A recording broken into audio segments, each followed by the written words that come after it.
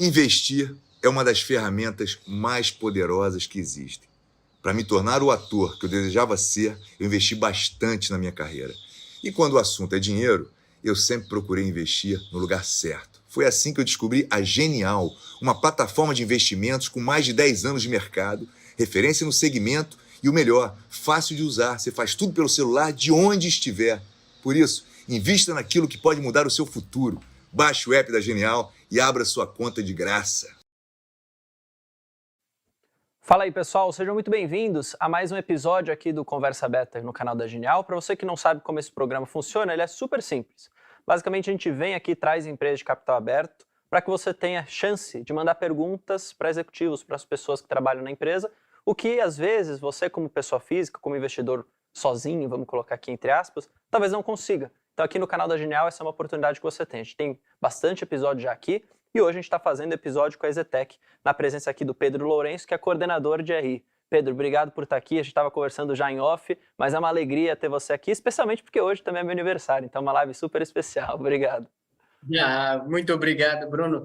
Eu que agradeço demais a oportunidade de estar aqui conversando com os telespectadores, os assinantes da Genial, que fazem aqui com que a nossa conversa seja bastante produtiva, com que seja uma oportunidade, inclusive, da EZTEC ser apresentada para os nossos investidores, para que vocês possam conhecer um pouco mais a nossa companhia.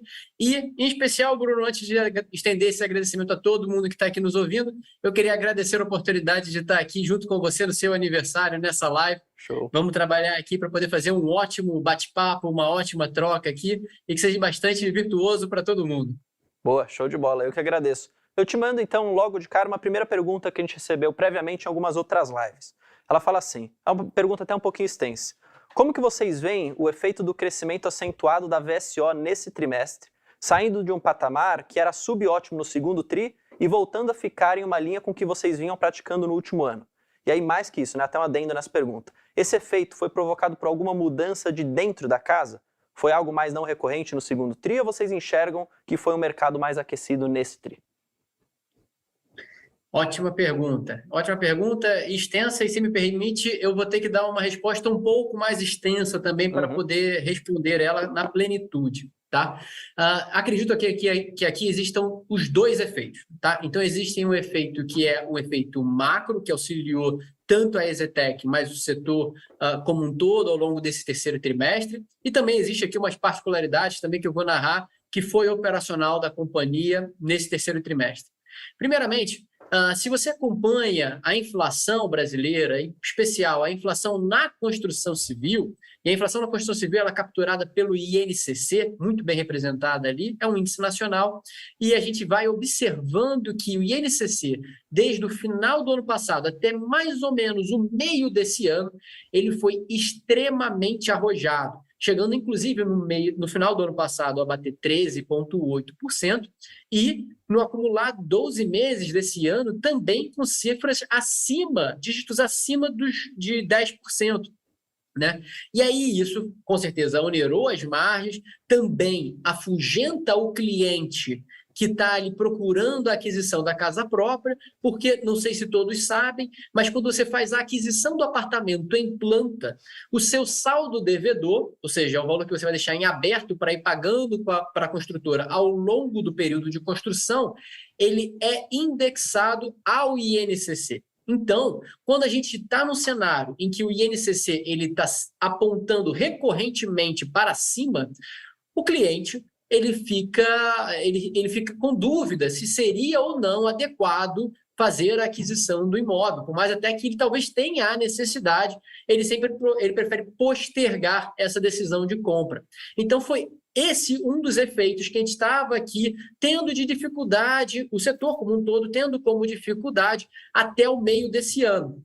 Mas olha, passado julho, se vocês acompanharem os dados publicados pela Fundação Getúlio Vargas, que é quem apura o INCC e divulga, vocês vão ver que já tem mais de 3 meses, ou seja, o último trimestre, com certeza, em que o INCC ele está extremamente baixo, em alguns meses até, nos últimos 3, deflacionário.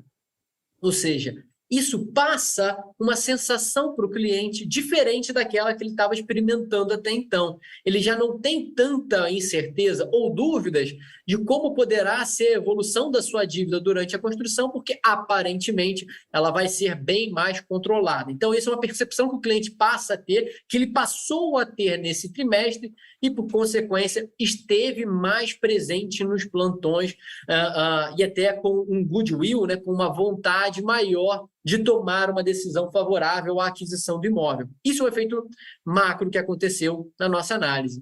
Existe um outro efeito particular que eu vou narrar aqui para vocês, que são os lançamentos da companhia.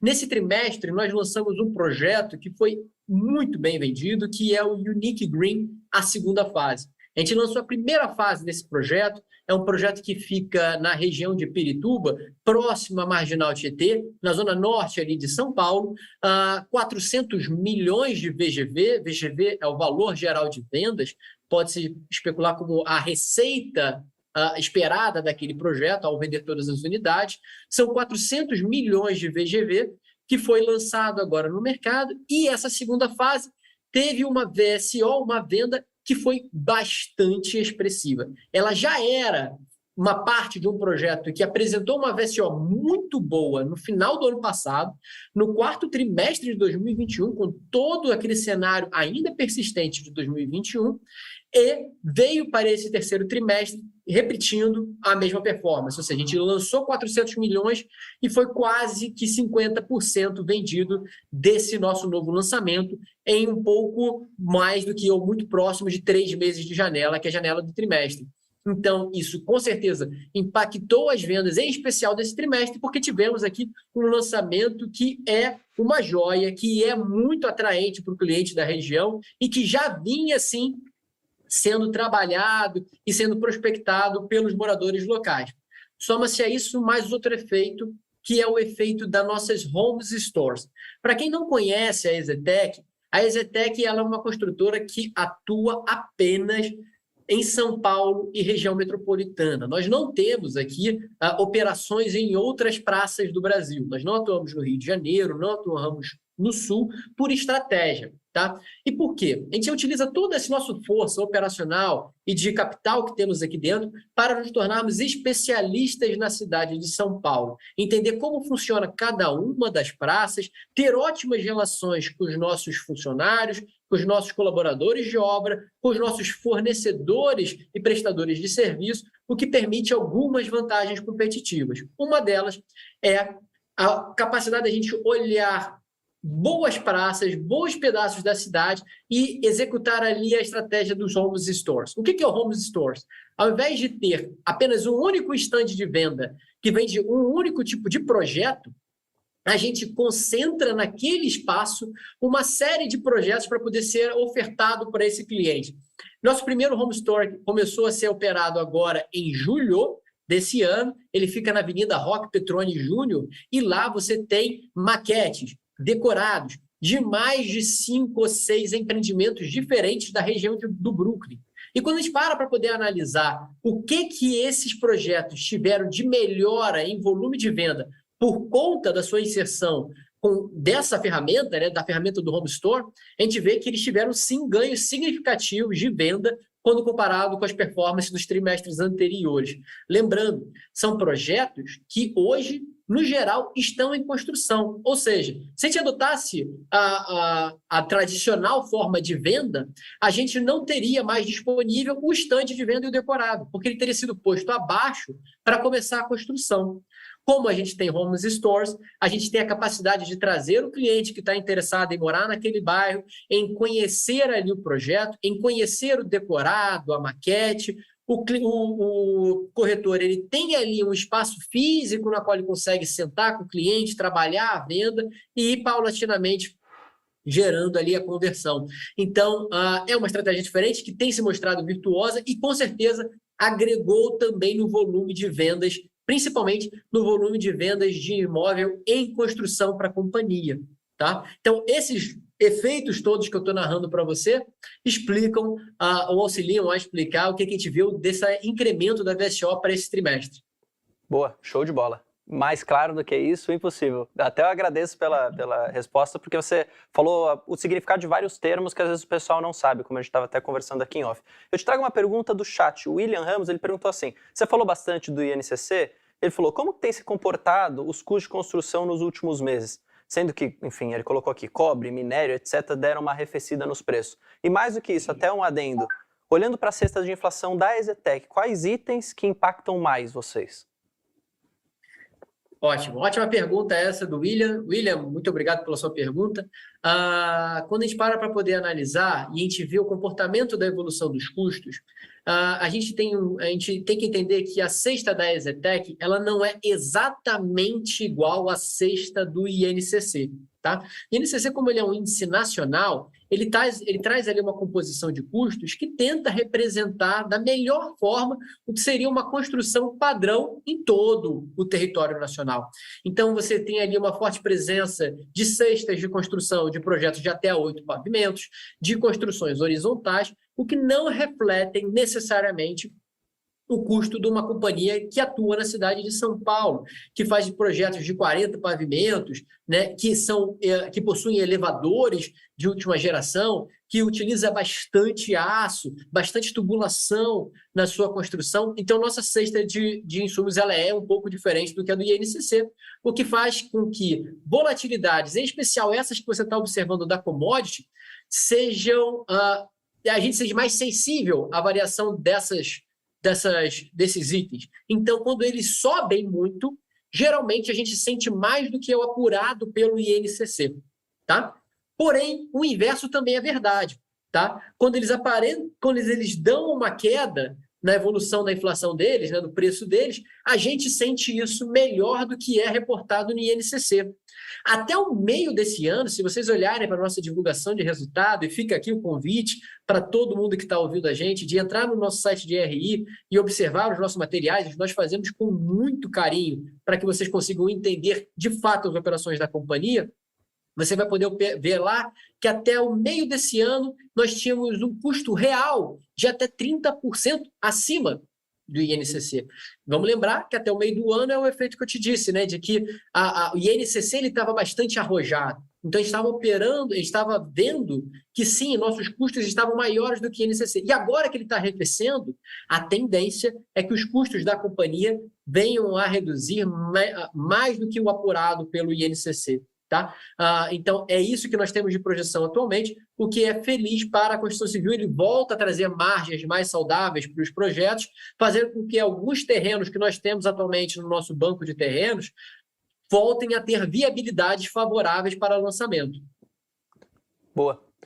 Te trago uma pergunta que a Kelly mandou no chat que eu achei até interessante. Eu acho que talvez saindo um pouquinho só falar da companhia em si, mas falar também desse pensamento como investidor. Ela perguntou assim, você acha que investimento em construtoras só funcionam para investidores mais agressivos ou tem espaço para alguém mais conservador, dado toda essa volatilidade que você falou de preços, de inflação, assim por diante?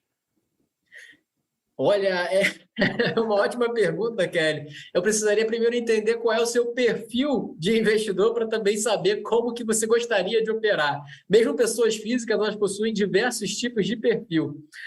Mas eu vou dizer para você o seguinte, a gente tem que lembrar que a construção civil ela é necessariamente um modelo de negócio de ciclo longo, tá? Como assim ciclo longo, Pedro? Quando a gente faz a aquisição de um terreno, ele passa no projeto de viabilidade, a gente faz a aquisição daquele terreno, a gente vai manter ele no land bank até achar o melhor momento para poder fazer o lançamento dele.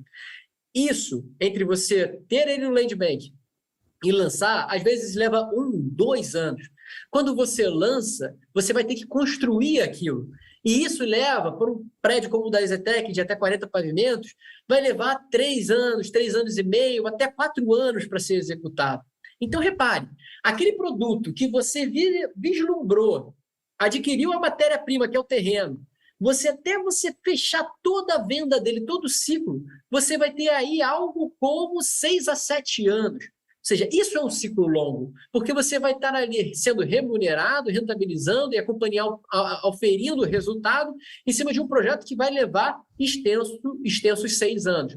Então, o que eu diria para as pessoas físicas especiais que não ficam operando essas questões de como está a inflação agora, está depois, é entender que construtora, no geral, ela é de longo prazo, ela é um investimento de longo prazo. Então, você vai adquirir o ticker agora, em especial, procure ver quando elas estão nas baixas históricas para poder fazer a sua entrada, e ali você vai carregar aquele papel por um período de longo maior, talvez, do que você estaria tradando normalmente no seu dia a dia. Então, minha análise para você, quando você estiver analisando a indústria, é lembrar disso. Ela é uma indústria de ciclo longo. Então, dificilmente você consegue apurar sequer o efeito das vendas no curto espaço de tempo. Você precisa, sim, dessa janela para poder entender qual é a real rentabilidade de um negócio.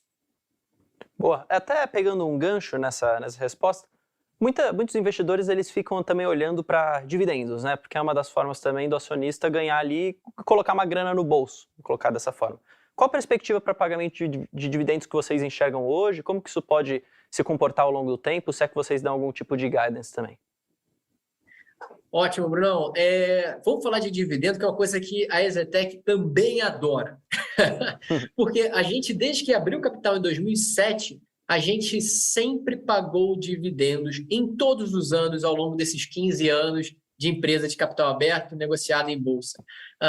Vale mais aqui, não houve nem sequer um único trimestre reportado de prejuízo ao longo desses 15 anos. Então, recorrentemente, a companhia tem pago ali os seus dividendos para todos os seus acionistas no fechamento do seu exercício. Tá? Isso é historicamente o que a companhia faz. Para quem quiser o cálculo, é basicamente tira 5% para a reserva legal, do que sobra, 25% é o que a gente distribui anualmente para os nossos acionistas. Particularmente, para esse ano, a gente começou a fazer um movimento um pouco diferente, favorecendo aquele acionista que gosta de ter ali um dividendo que cai de forma mais paulatina. Passamos a entregar dividendos não apenas anuais, mas trimestrais. Então, esse ano, a gente já pagou os dividendos do resultado de 2021, pagamos lá no início do ano, e desde o primeiro trimestre desse ano, todo trimestre nós temos pagado 25% de dividendos em cima do lucro trimestral. Então, provavelmente, se essa é a sua pergunta, Bruno, quando que deve ser o próximo pagamento de dividendos?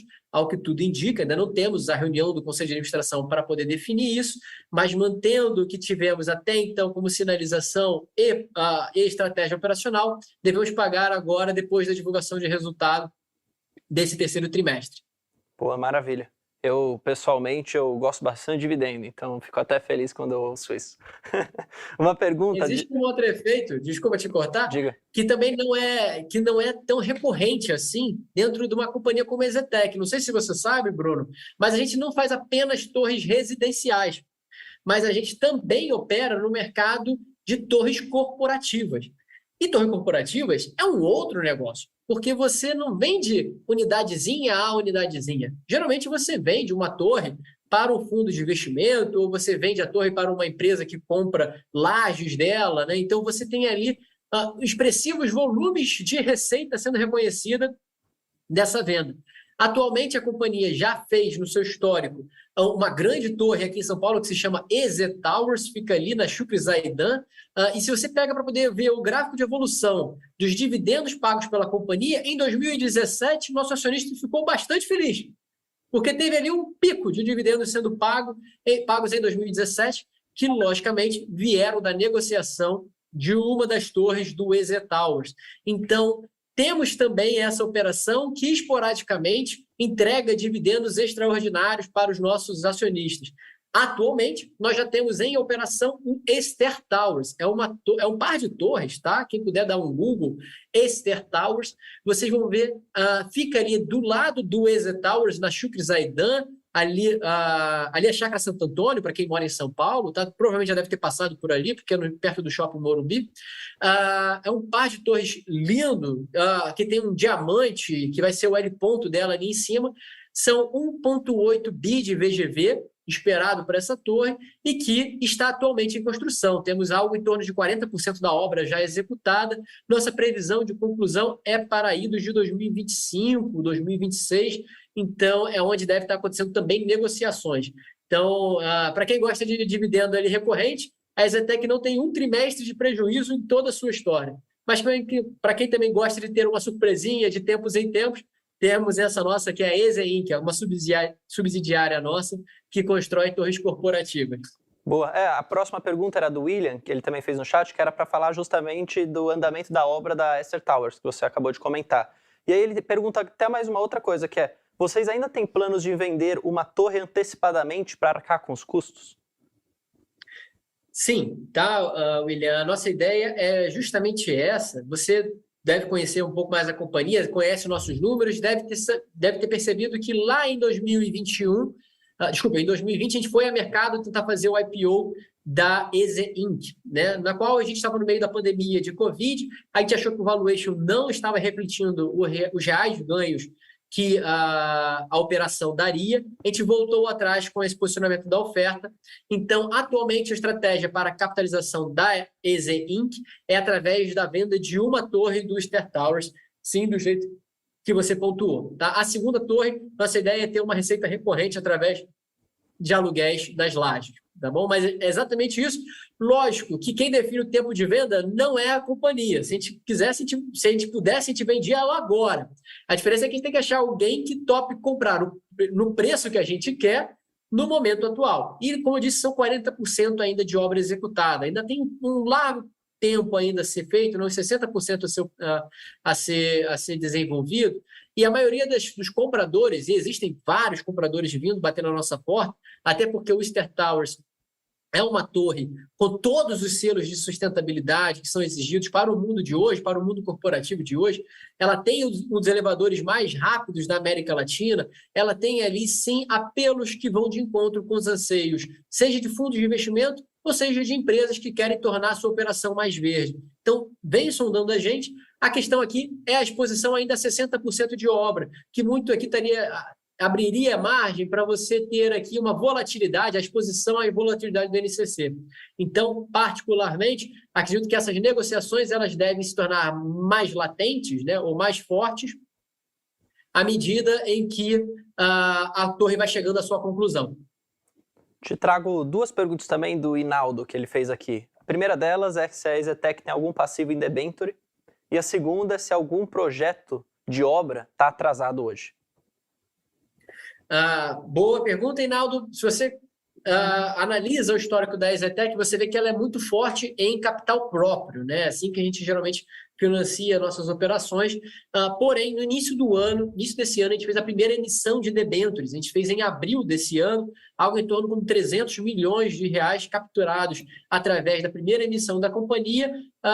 Então, essa é a única emissão que nós temos atualmente, tá? Essa emissão de debêntures que foi feita no início do ano e que não foi necessariamente utilizado para nenhuma outra questão, senão reforço de caixa. Vamos lembrar que foi tomado no início do ano, com um ano extremamente atípico, como esse, ano de eleição, ano de Copa do Mundo, ano de retomada da Covid. Então, a gente tinha ainda incertezas, preferimos tomar a debênture para poder reforçar o nosso caixa, e até então esse dinheiro está aplicado na companhia para qualquer oportunidade que vier a aparecer. Tá? A sua outra pergunta foi do... Também do Inaldo, ele perguntou se tem algum projeto, alguma obra atrasada hoje. Beleza? Nós temos, sim, uma única obra atrasada, tá? Que é o EZ Parque da Cidade, que a gente tem construído. Para quem conhece, é um projeto lançado em 2019, tá?